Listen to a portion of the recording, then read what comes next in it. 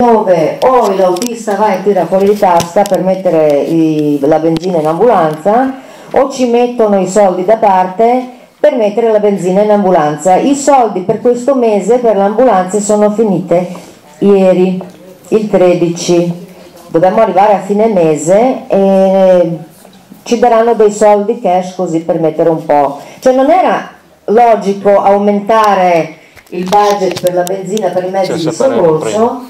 No, l'hanno mantenuto come prima e noi invece abbiamo aumentato i percorsi, le percorrenze, perché adesso, non trattando più la gente in questo soccorso a Gemona, non ricoverando più a Gemona, li dobbiamo portare continuamente altrove.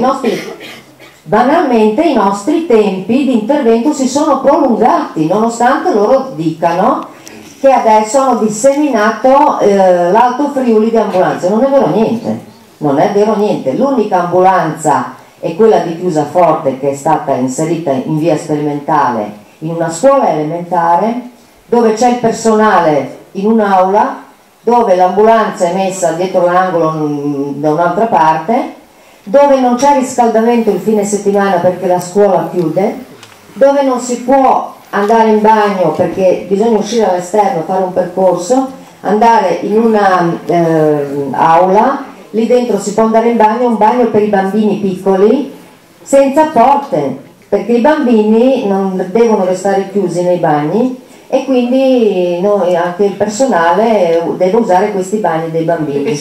Vi posso chiedere di sintetizzare? Sì, niente, solo questo, vi dico, il piano emergenze è assolutamente assurdo. Lo dico da una come il dottor Dente che mastica la strada tutti i giorni.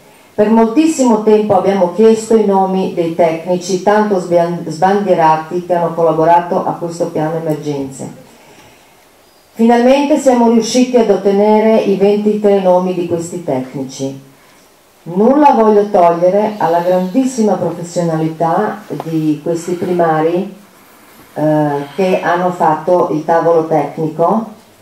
L'unico punto che ho avuto da dire quando ho vista la lista dei nomi è che uno solo di tutti questi stimatissimi professionisti è ancora operativo su elicottero e basta, nessun altro lavora su strada, sono tutti primari nei loro uffici a gestire i budget, a gestire i propri reparti, a gestire il personale, non sono su strada, mi dispiace, quindi stanno parlando delle cose assolutamente che non stanno, non è il loro mondo, assolutamente. Abbiamo chiesto, anche un architetto quando vuole costruire il più bel palazzo più alto del mondo, tutto vetro e metallo, chiede innanzitutto alla manovalanza, senti io il disegno l'ho fatto ma tu credi che si possa fare questa cosa qua?